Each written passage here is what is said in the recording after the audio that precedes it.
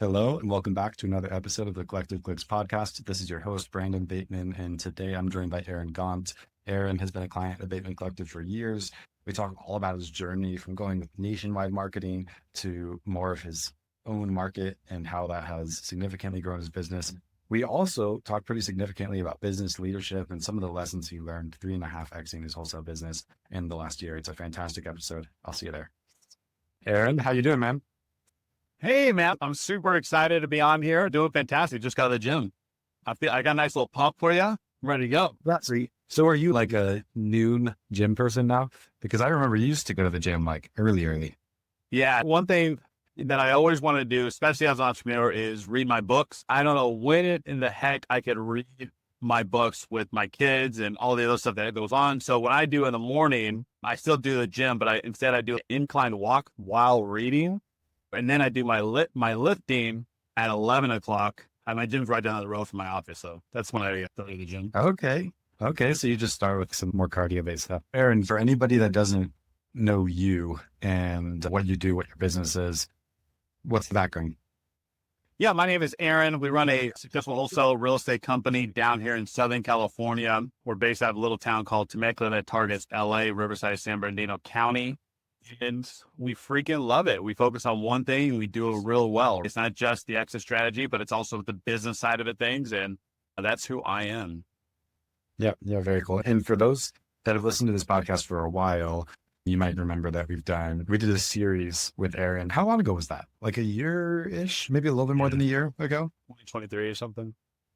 Yeah. Where we dug into a whole bunch of different aspects of the business and stuff. That's pretty cool if you want to go listen to that. This is in some ways a follow-up to that, to learn like what's changed in your business, because you've changed a lot of things since that time. And I really want to pick your brain on what's happened, why you made those changes, how those changes have worked out for you, et cetera. And I really think the biggest thing is you were doing the nationwide real estate model at that time. And nationwide means different things to different people. Like you weren't out there saying, I'll take anything in 48 states. I'm looking for all these rural area leads and everything. It was more like market focused, but in a lot of different markets. And you peeled that back and put all of your efforts into just your home market in Southern California. So let's talk about that. Why did you do that? And what does that look like? Yeah, first off, nationwide is definitely the talk when interest rates went up and people were saying, hey, I could do this everywhere else.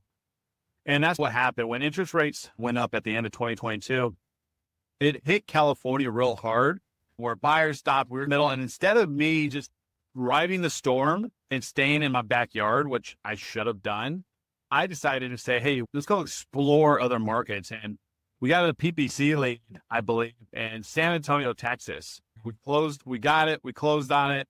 It was about a 40K rip. And I said, oh my gosh, light bulbs went off. And I said, I could do this anywhere. We could now scale our business because leads are going to be cheaper. And I'm going to get a crap ton of contracts and a crap ton of deals. And so 2023, we pivoted to do a nationwide model. And when we did that, you're right. We wanted to stay a little bit below the Sun Belt. So we stuck with all those states.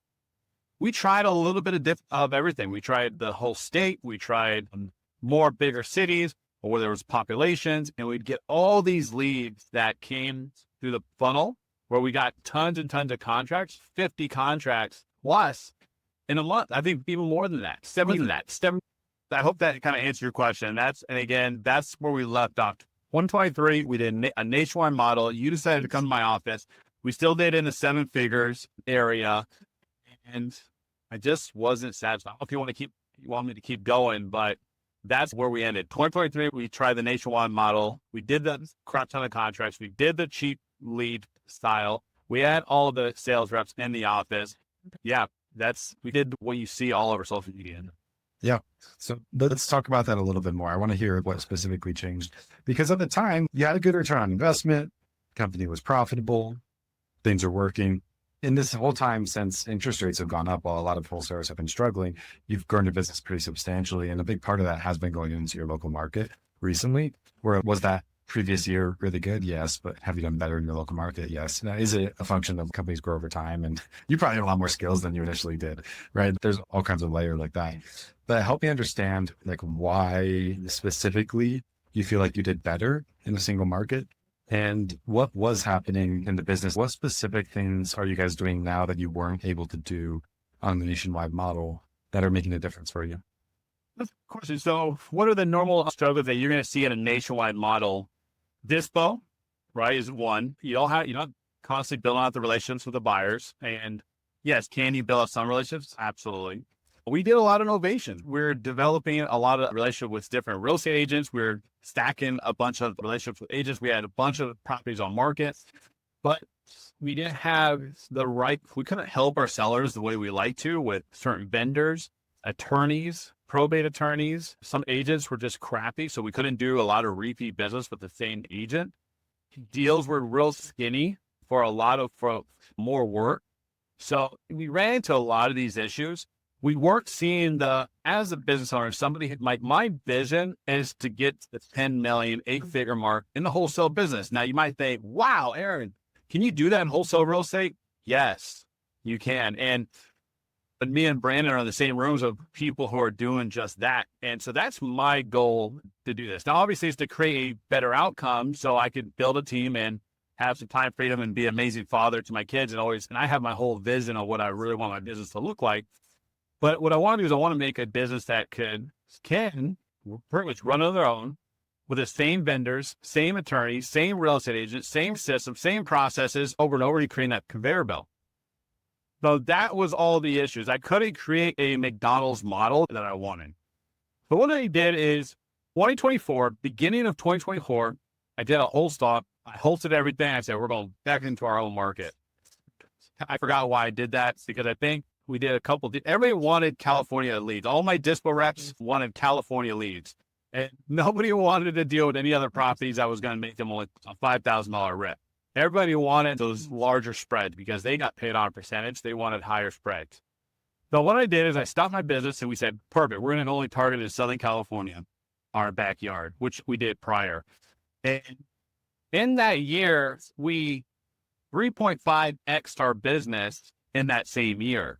So we were able now to go to sellers' homes, see them face to face, help them, but obviously understand their situation. We had contractors, we had cleaning ladies, we had anything that you could think of to actually help sellers. Moving companies that we could always call on, attorneys if the sellers obviously need some help, specific probate attorneys in every single county that we could call on. It was just the conveyor belt was now set. So we were able to, like I said, we scaled a lot. The deals were a lot larger. We still did, I think we actually did more deals in our own backyard than we did nationwide. More deals closed, and each deal we went from a $15,000, I think it was actually 12. I think it was like $12,000 assignment fee average to a $42,000 fee average back in our own backyard. So that was 2024, and I'm never looking back. We're going to dominate our backyard. And super excited. We're still with you guys, obviously. Our account's still growing, and we're doubling down with you guys as well as some other channels. Yeah, that's very cool. Then if I think about that, so I'm just doing some back and napkin math here. If you went from 12 to $40,000 spreads, and you roughly 3.5x your business, it sounds like you did roughly the same number of deals after you moved into your home market. But if we're looking at the numbers, what really changed is that those deal spreads got significantly stronger. Yeah. You do some back.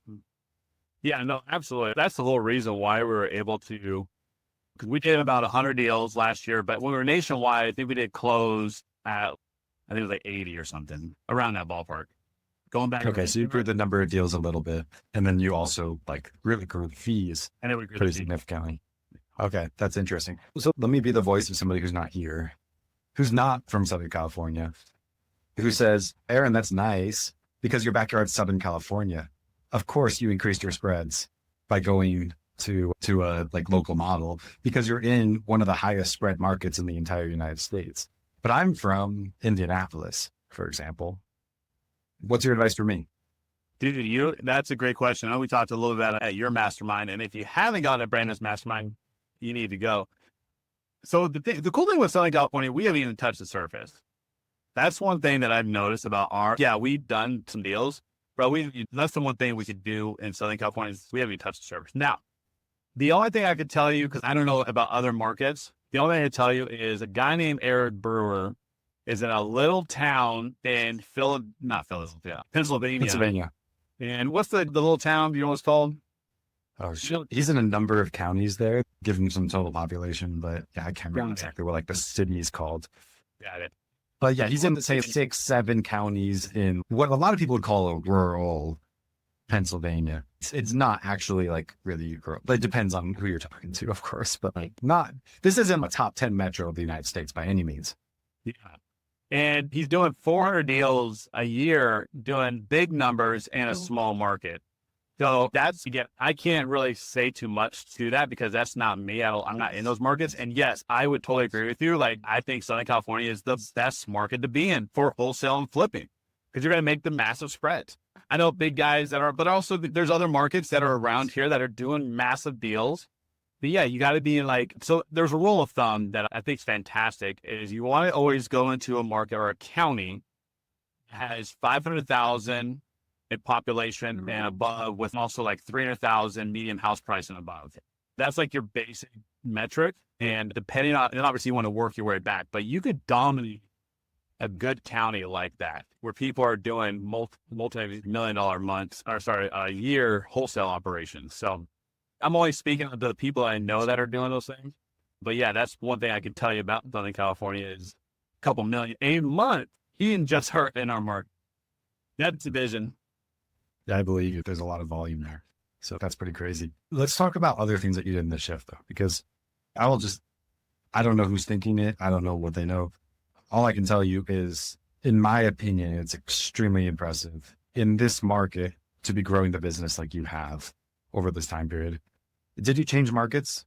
Yes, that's like a piece of this, right? That's one thing that helped you get a larger fee. What happens when you have a larger fee? It's a little bit easier to attract better acquisitions talent when for each deal they close, they're going to make more money and that kind of thing. So like those, and of course it's going to add up quicker to whatever the total amount of revenue that you want is of the business. So I see that. There's other things that you did too. Like one thing that I think you did really well, and I'm curious to hear like what you think you did well, what you think contributed to your success. But one thing I see from my side that is always missing, not always missing, but it's missing a lot for our clients, is you have the foresight of understanding that like if you're shooting for bigger goals in your business, you have to change things to make that happen. I had a conversation with a client recently where they were telling us like their goals. This is like a couple months ago, right? They were telling us their goals for this next year, and they have these big goals. And I asked them, what were your goals for this year? And they said, we didn't hit those. And we looked at, what did you accomplish this year? We accomplished about the same that we did last year, but we tried to triple the business. And I said, what did you spend on marketing this year? And it turns out they spent this year the same amount on marketing that they spent the year prior. So they have these goals to triple the business, and they spent the same amount of money on marketing this year as they did the year prior. And the key thing is, like, this client was asking us like, oh, should I raise the budget $2,000 or something? And I was like, no, you should raise the budget like $12,000 because that's what you need for your goal. You need to be a little bit more aggressive about this. You were so aggressive with this to the point that it made me nervous. You're like, let's pump up the budget, this budget, pump it up this much. And I'm like, Aaron, are you sure? You know what you're doing? Can we do just a little bit and just see how it goes?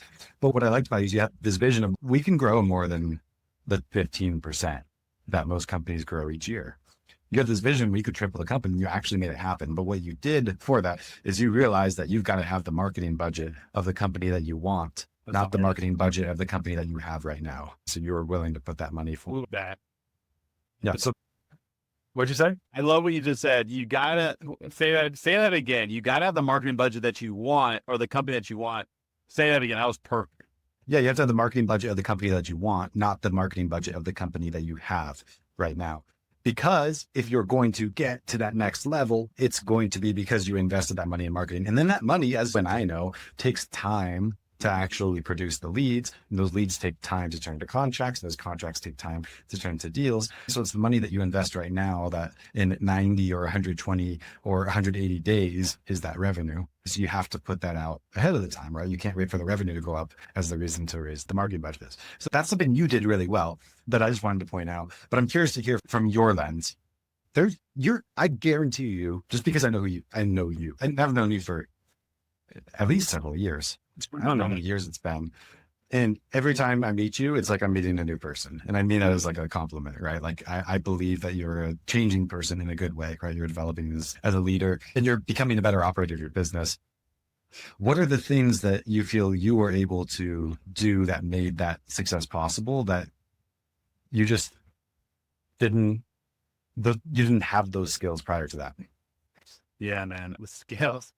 I like what you said there too, is the risk is everything, right? I think in any entrepreneur, how big is your risk level? I was just talking to one of my personal trainers who he owns his gym, and we were talking about that too, where when again, I love that you said that with the marketing, because that's where I'm at right now. In a wholesale business, if you want to go direct agent, that's a whole different thing. But if you're in a wholesale business, direct to seller, and your marketing has to be big if you want big numbers. And that's what we see what the big guys are doing. I think when I was in our last mastermind, Eric, who runs GG Homes, I think he was saying like 20% in your PPC per million capital. And I thought it was very interesting. But the skills because again, you could up your marketing, but how good is your operation in the intake in that? We do watch that a lot. So if we got new people or people not producing, we got to work on the conversion, like specifically now, I'll be honest, we can talk about that here in a little bit. But one thing we'll work on the conversion rate going to these in-persons. How are we able to maximize those in-person appointments? But you're absolutely right. We scaled all the way up to 100 grand in PPC budget last year, which was the wrong time to scale because it was going into fourth quarter. And one of the things, we lowered it, and that's fine. And fourth quarter was just rough for everybody. But so that's something too, I think you really got to watch out for because we start the year, and this took with maturity as well. So this would be a skill in just knowing and forecasting. So we start our PPC budget low. And again, to me, it's low to me, but we start out low. I think like January, we were like at 35, 40 grand. And then we start to raise it throughout the summer. We're just going to raise it. At the end of August, we're probably going to start lowering it again. That's just something. So we're not just burn our leads because sellers, the search volume. And that just comes with me talking to you guys constantly. A lot of people talk, and I'm going to go off the rails here a little bit, Brandon, if that's okay. Please. A lot of people come to me and ask me because I'm a big advocate of you guys' company. Because I don't want to go ahead and learn this. I don't want to stay on top of Google. I got too much stuff on my plate to literally run a sales team, operations, hiring, firing, being that good leader, systems processes in my own business. Then I got to go learn PPC and then also worry about the changes in Google. You know what I mean? That algorithm changes constantly. But one thing that I can built a lot of knowledge over these last couple of years with you guys because of obviously all the communication I have with you guys. So I've had a few people come to me and say, "Hey, Aaron, I've been using Bateman. Feel like I'm not getting the returns I want." And they expected me to give them this like magic pill. This is what you got to do.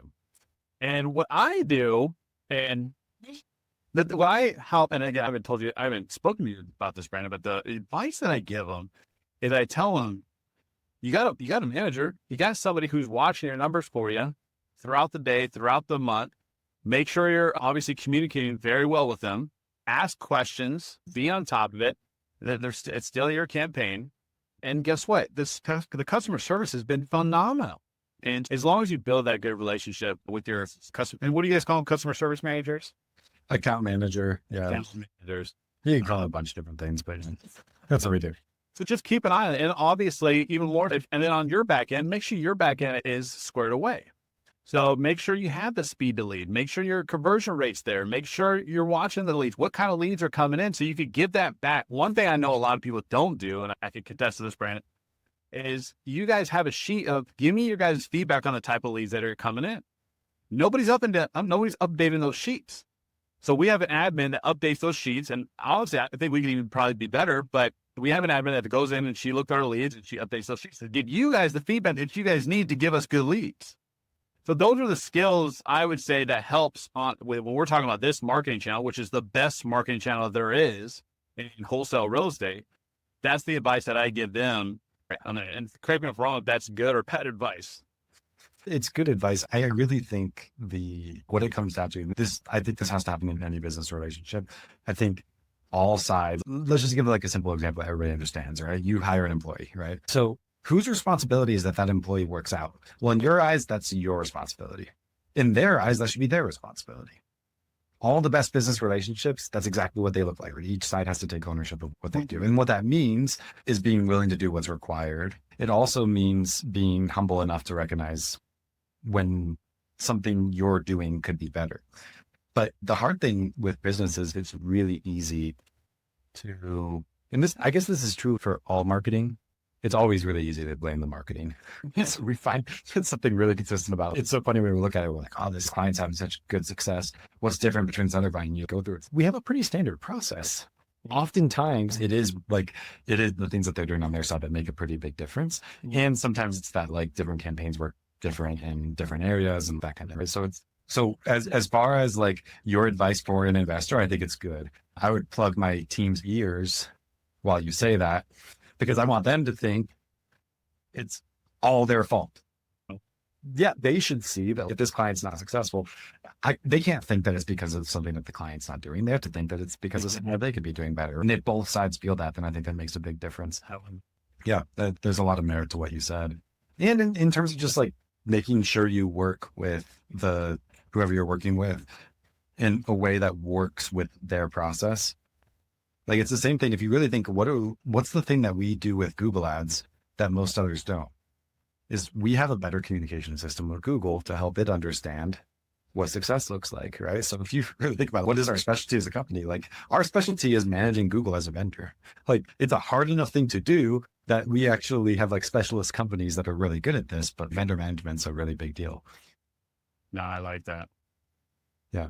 Let's talk about challenges right now in the business. Let's just say you're going to look back at this in 2 years and you're going to say, wow, at that point, I was way off base. I was thinking this. The reality is it works like that. What do you think you're going to say? And what do you feel are the big improvements that you're going to be able to make to your company in the next few years? All right. So I know we talked a little about this. All right. So when we were nationwide, we had everybody in office. We had a bunch of sales reps, six acquisition guys just sitting in here, closing deals over the phone. When we went 2023, we were doing a hybrid model where they were locking up deals over the phone and going in person. Now this 2025, we're fully in person, B2B sales. That is the goal. So I had to learn how to hire lead managers, appointment setters, intake team, whatever you want to call them, inside sales agents. So we call it our intake team.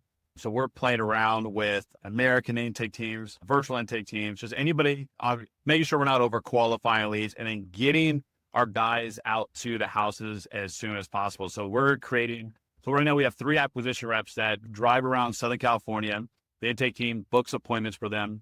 We use an app called Jibble. I'm able to see where they're at on the map. So if a lead comes in and the intake guy, they can say, hey, there's somebody in Riverside right now, and he sees a guy in Moreno Valley.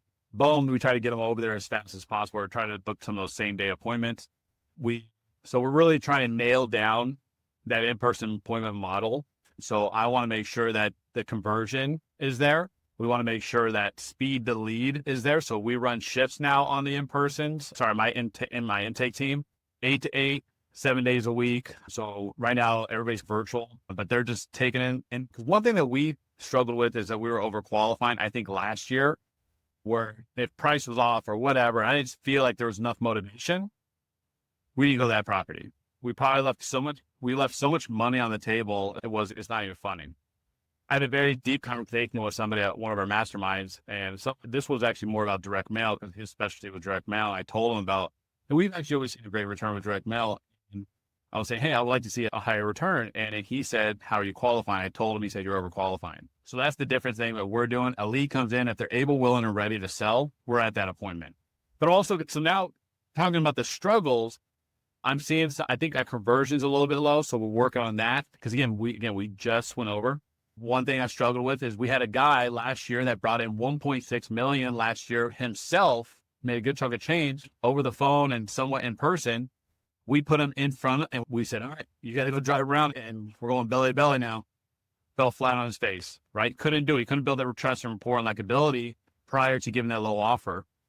Funny story, when you give a low offer on the phone, a lot of sellers might hang up on you, right? It's a lot easier. But when you're in person, you give that low offer, not many times they're going to kick you out of the house, right? You're there, and they shouldn't if you've built already some rapport. Like they're like, oh, no, Joe, I can't come down low, blah, blah, blah. Oh, where do you need to be at? And then you have this friendly conversation. Unfortunately, he skipped all that building the trust. He got kicked out of the house several times. And my other guys, I was like, have any other guys got kicked out of the house? And we said no. So unfortunately, he wasn't converted. We had to let him go. Great individual, though. But that was just, again, a struggle. So we're building our systems, we're building our processes on making sure the conversion rate is there, still going belly to belly. And I do see, so we just hired somebody with it being this on the road. We're still trying to figure out how to keep culture strong, how to keep training going. So we have a no obligation 8 to 9 train every single morning, which has been really helping the guys. And then their appointments start at 10. So I'm just throwing out processes at you, but that's been the struggle, is making sure that conversion is still locked in. It's obviously lead conversion. That's like what you do as real estate investors. Like I can't remember who said this. Basically, it said that a wholesaling business is basically a sales and marketing company. And here's not really, because you can outsource marketing. It's basically a sales company. That's it. If you do it the way you do, where you're working with vendors for all these different things. I want to talk about lead qualification too, because that is a common thing. And I think where this comes from, this is my personal opinion. It comes from a lot of other marketing channels where you're used to a lower quality lead.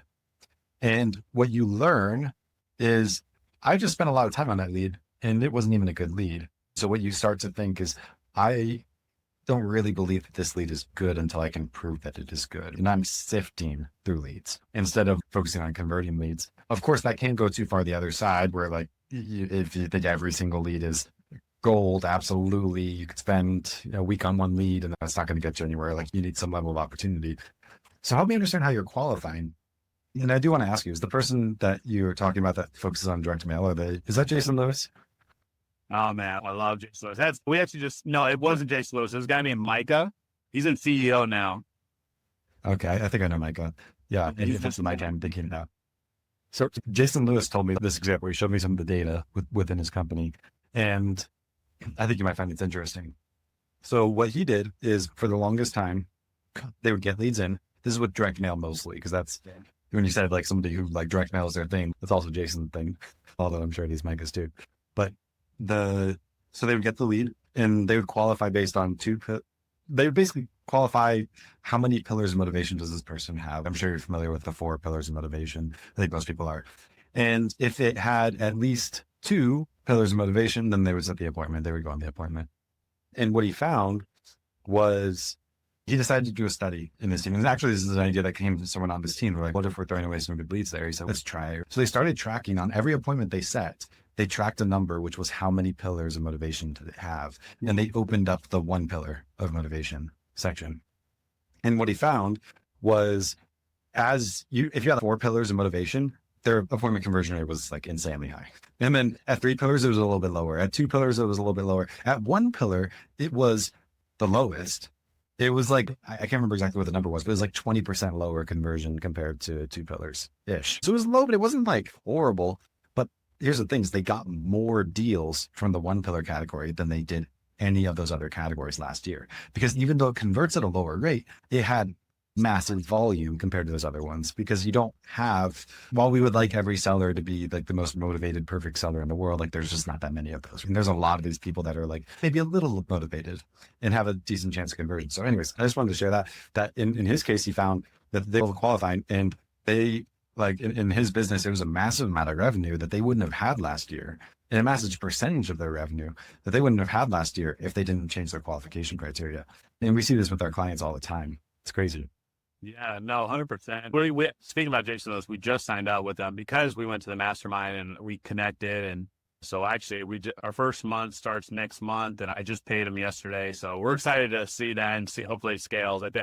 I'm just blown away by the metrics and everything on how they handle it. So like I did a super total CEO visionary, not like, I was like, get a list, send it to Yellow Letter HQ. This looks like a great postcard, send it. Oh, I got all these return mail, just send it again. So obviously I'm excited to see that return. That's why I do vendors, right? I got more stuff. I got to do sales training. I got to push the vision. I don't got time to do all that at this moment. And then obviously we got our family, we got the health, got our spirituality. But anyway, so how we qualify, and I think that's fantastic. That's why, again, we're going to in-person model, because I don't want to leave any deals on the table. But are you able to sell? Are you the owner? Do you have rights to the property? Are you willing to sell? So if we come up with a price, whatever, are you ready? And then are you willing, ready, and they're ready to go if we come with the number? So so I'm looking to sell between now and a year. We're at the appointment. Now I got that from Joe Capolini, and that's where we're at now. That's the no quality. It's like, are you selling?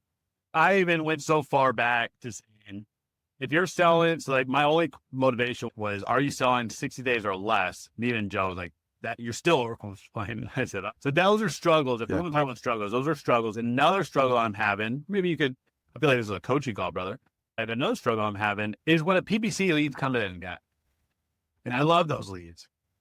But sometimes you can't lock them up with the phone. When you get a nice, juicy lead, and my guys are on the road now, right? They're on the road. So we've been playing with the idea. And again, I'm going to be talking to some of my mentors here next week about this. But again, this goes back in the 2-year thing. Is do we hire a closer for in-house to take those pass-off leads? Because my guys on the road, they can't do it. They're on an appointment or they're on the road. So they're full, their day's booked. So we're playing with the idea of maybe hiring an inside closer. But yeah. And let me tell you where I think this is coming from. You tell me if I'm reading it right. Because I remember when we talked before, you told me like some statistic that felt crazy to me. And I can't remember exactly what the number was, but it was something like 40% of your PPC deals were closed on the very first call that you had with the seller. Does that sound right? This is like back when you were virtual. You were doing the nationwide model. 40%. But yeah, there was definitely, they're hot and ready. They're juicy, man. Yes, there were a lot. I don't remember. I'm not like married to the 40% number. I just remember it was a number that was high enough that I was shocked. You guys are closing that many. And I think that's one of the weaknesses of the in-person model is sometimes they're like ready right now. And then now we got to figure out how to get to their house. Yeah, exactly. So is what you're saying basically like we've all loved the in-person model. We got to build rapport with sellers that way. We're going to get a higher close rate that way. But we've got to deal with the fact that sometimes these leads are just incredibly urgent and we don't want to like have them come in and set an appointment to solve their problem later. What we want to do is be able to solve their problem immediately. Yeah, 100,000%. I feel like I feel like I'm back in the same boat. We're like, okay, I have to be leaving money on the table right now.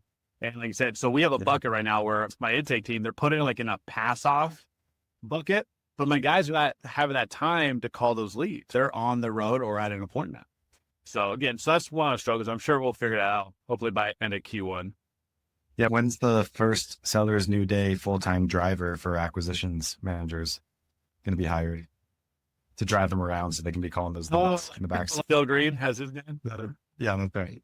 It's brilliant. Yeah, win more as much as they are. Yeah, you got to have a sales guy that makes a lot of money to make that valuable enough. Yeah, you got to treat him like a prince, man.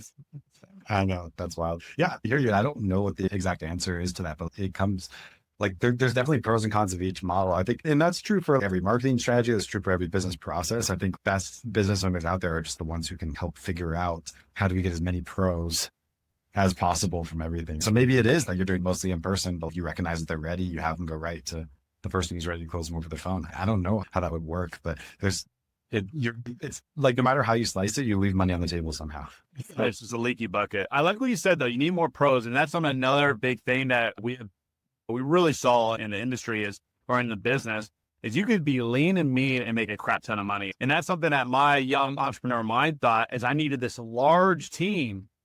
No, what you need to do is go and build a large team. You need to build a very pro-oriented, a very skilled team. So, yeah, we just had a quarterly planning as a company, and we're going through some thought exercises. And one of the questions that we asked ourselves was, if we had to do everything that we do today, but we could only have 10 people in the company to accomplish it, what would we do? And it's insightful. And obviously that question has to change based on how big your team is. At this point, my team's 35-ish people. So I'm looking at this had to be 10, not 35. For anybody listening, I'm not planning on laying off 25 employees, but it's a thought exercise, right? If that were the case, how would we be able to accomplish that? And we got quite a few ideas of efficiencies and what you could do better. But what it really comes down to is one of the biggest things that kind of came up repeatedly as we were going through that thought process is like, we could not have anything except for 8 players.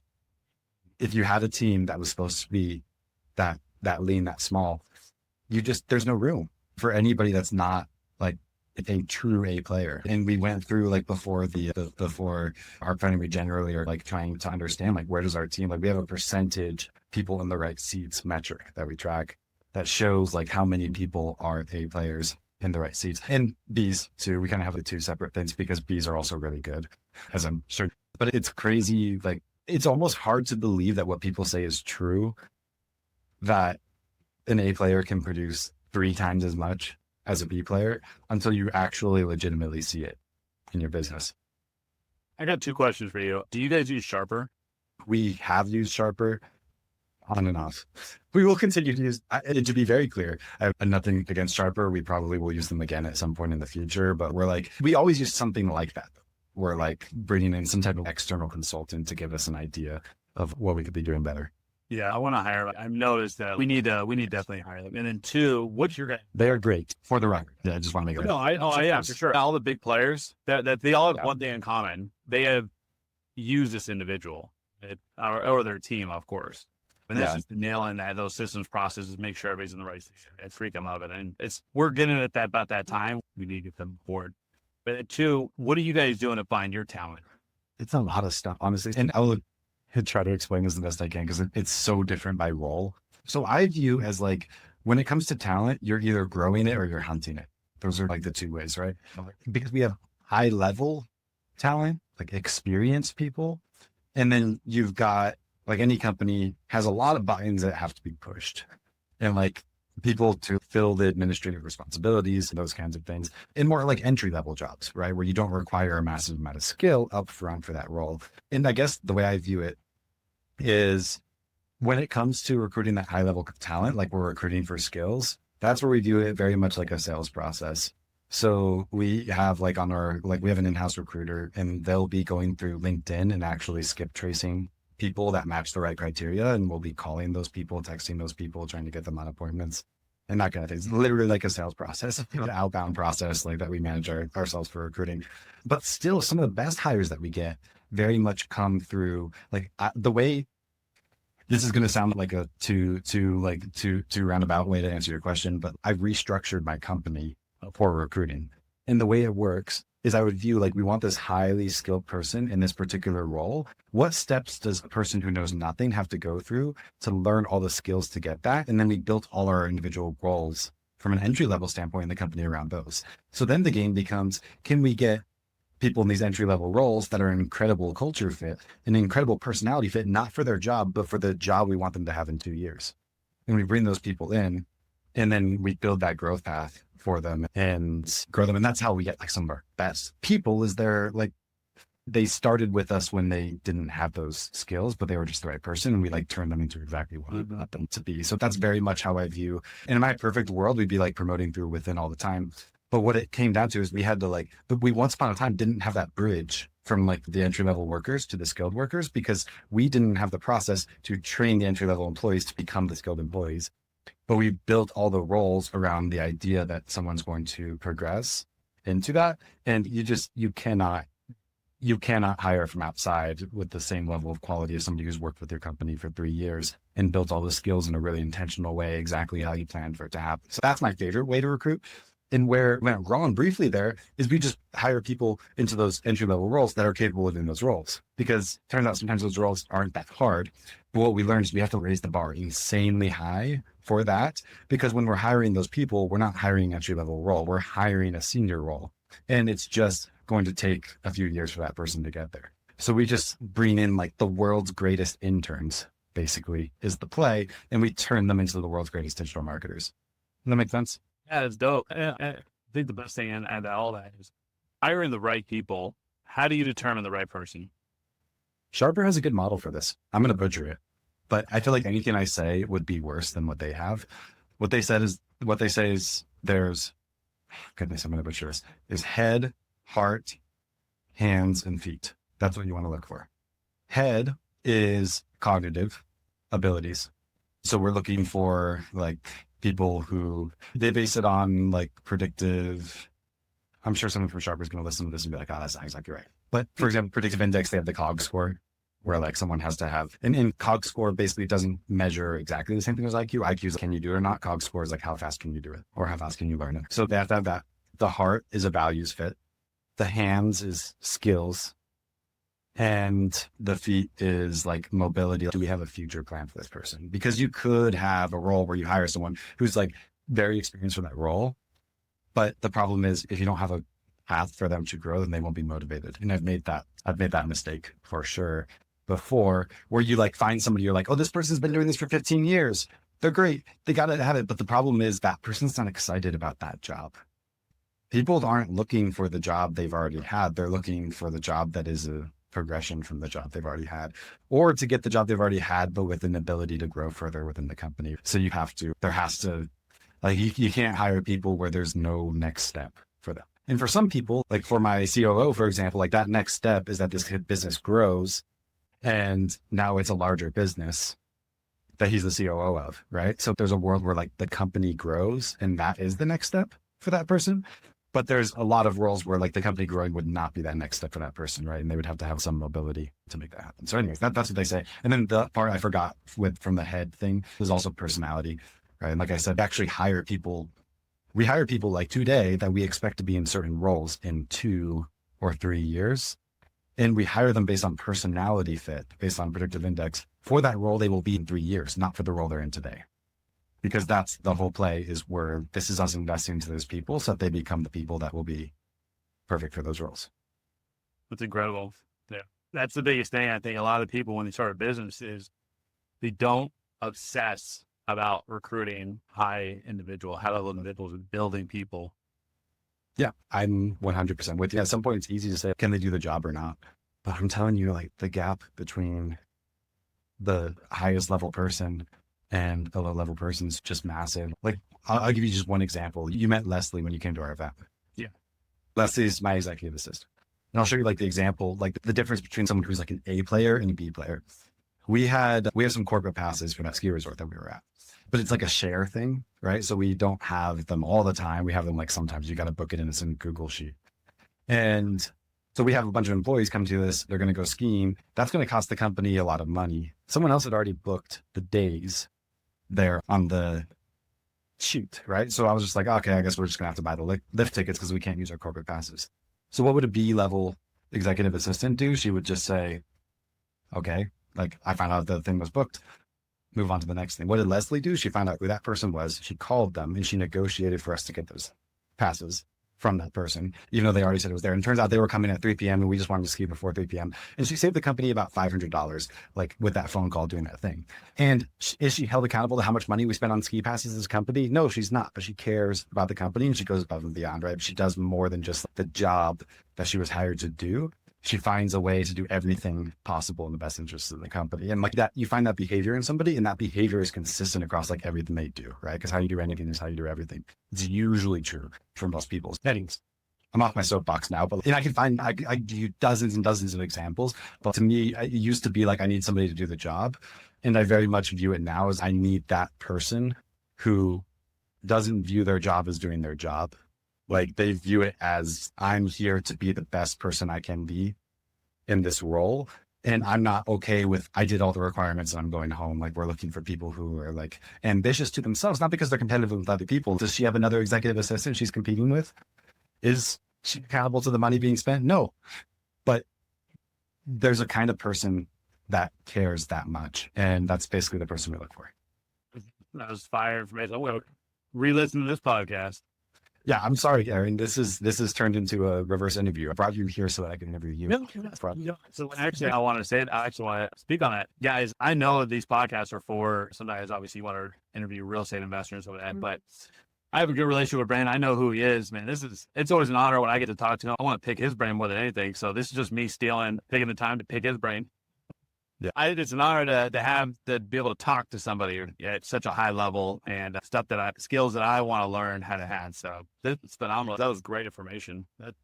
Just like Cody Alpine said, take out that pen and paper, man. Start jotting down some notes. Yeah, likewise, always learn a ton from you, Aaron. And one of our core values as a company is humble and hungry, and that's always been like what's drawn me to you. Is that, and this is so hard to find the person, what I was describing in Leslie, it's this idea that like you believe you have everything in the world to learn from everybody else, but at the same time, that doesn't make you think less of yourself. And you also believe that you can do a lot. You have that confidence too. For sure. And yeah, that's people with similar values are drawn to each other. Like that's what it comes down to. So I've always appreciated that about you. For anybody that's listening to this, that wants to follow you, wants to learn more about what you're doing, what's the best way for them to get in touch? Just look at me on Instagram, Aaron Gaunt, and love to talk to you more about using in my experience with your guys' company. So just hit me up on Instagram. Yeah, I appreciate that. I always appreciate you supporting what we do. And I cannot emphasize enough that there's a kind of person you want to surround yourself with, and Aaron's that kind of person. That's just my opinion. It's one opinion, but that's what I believe. And it's part of why I've tried to make sure we work together for a long time. I'm glad there's one opinion out there like that. Yes, it might be the only one. Who knows? But I appreciate you. Yeah, fair enough. I appreciate you a ton, Aaron. And for everybody else listening, I will see you next week.